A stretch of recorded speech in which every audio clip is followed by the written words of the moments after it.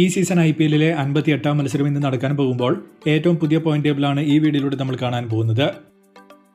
11 മത്സരത്തിൽ 10 പോയിന്റുമായി 7ാം സ്ഥാനത്ത് ലക്നൗ ആണ് നിൽക്കുന്നത്. മാക്സിമം ഇനി 16 പോയിന്റിലേക്ക് മാത്രമേ LSCക്ക് എത്താൻ പറ്റൂ. അതുകൊണ്ട് ശേഷിക്കുന്ന എല്ലാ മത്സരങ്ങളും വിജയിച്ച് റൺ റേറ്റ് മെച്ചപ്പെടുത്തിയാൽ മാത്രമേ എന്തെങ്കിലും സാധ്യത ഇവർക്കുണ്ടാകൂ. നാളെ RCBക്കെതിരെ ഇറങ്ങാൻ പോകുമ്പോൾ തോറ്റാൽ LSC പുറത്താണ്. 12 മത്സരത്തിൽ 11 പോയിന്റുമായി കൊൽക്കത്തയാണ് 6ാം സ്ഥാനത്തുള്ളത്. ഇനി 2 മത്സരം ശേഷിക്കുമ്പോൾ മാക്സിമം 15 പോയിന്റ് വരെ മാത്രമേ KKRന് എത്താൻ പറ്റൂ.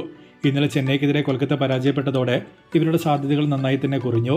മുംബൈ, ഡൽഹി എന്നിവർക്ക് CSKയുടെ വിജയം ഗുണം ചെയ്യുകയും ചെയ്തിട്ടുണ്ട്. ഹൈദരാബാദും RCBയുമാണ് ഇനി വരുന്ന മത്സരങ്ങളിൽ KKRന്റെ എതിരാളികൾ. നിലവിൽ ഒരു 15% സാധ്യത മാത്രമേ KKRനുള്ളൂ. അതല്ലെങ്കിൽ മുംബൈ ഇനിയുള്ള 2 മത്സരങ്ങളും പരാജയപ്പെട്ട് ഡൽഹി 15 പോയിന്റിൽ സ്റ്റക്കാകണം. അങ്ങനെ വന്നാൽ അടുത്ത 2 മത്സരങ്ങളിലും മികച്ച വിജയം നേടി റൺ റേറ്റ് മെച്ചപ്പെടുത്തിയാൽ KKRന് 4th ടീമായി ക്വാളിഫിക്കേഷൻ ലഭിക്കും. 5-4 സ്ഥാനത്ത് 13-14 പോയിന്റുമായി ഡൽഹി, മുംബൈ എന്നിവരാണ് നിൽക്കുന്നത്. ഡൽഹിക്ക് 3, മുംബൈക്ക് 2 മത്സരങ്ങളുമാണ് ഇനി ശേഷിക്കുന്നത്. ഇവർ രണ്ടുപേരും തമ്മിൽ പരസ്പരം ഒരു മത്സരം വരുമ്പോൾ ആരെങ്കിലും ഒരാൾ ഒരു കളി തോക്കും. ആ ഗെയിമിന്റെ റിസൾട്ട് അനുസരിച്ചായിരിക്കും ഇവരുടെ ക്വാളിഫിക്കേഷൻ സാധ്യത വരുന്നത്. മുംബൈക്ക് പഞ്ചാബും ഡൽഹിയും, ഡൽഹിക്ക് ഗുജറാത്ത്, മുംബൈ, പഞ്ചാബ് എന്നിവരുമാണ് വരുന്ന മത്സരങ്ങളിൽ എതിരാളികൾ.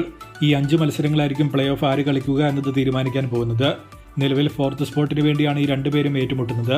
മോസ്റ്റ് പ്രോബബിളി ഇതിലൊരാൾ മാത്രമേ ക്വാളിഫിക്കേഷൻ നേടൂ.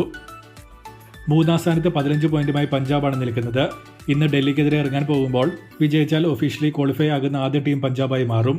കാരണം പിന്നെ 17 പോയിന്റിലേക്ക് എത്താൻ ഗുജറാത്ത്, RCB, മുംബൈ അല്ലെങ്കിൽ ഡൽഹി തുടങ്ങിയ 3 ടീമിന് മാത്രമേ പറ്റൂ. ശേഷിക്കുന്ന 3 മത്സരങ്ങളിൽ ഒരു വിജയമാണ് പഞ്ചാബിന് ക്വാളിഫിക്കേഷൻ ഉറപ്പിക്കാൻ വേണ്ടത്. 2-1 സ്ഥാനത്ത് 16 പോയിന്റുമായി RCB, GT എന്നിവരാണ് നിൽക്കുന്നത്.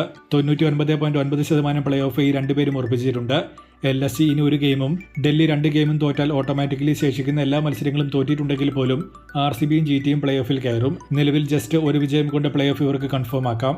അത്ര വലിയ കോമ്പറ്റീഷൻ ഇല്ലാതെ ടോപ്പിൽ നിൽക്കുന്ന ടീമുകൾ തന്നെ പ്ലേ ഓഫിന് വേണ്ടി പോരാടുന്ന ഒരു സീസണാണ് ഇത്തവണ നടന്നിട്ടുള്ളത്.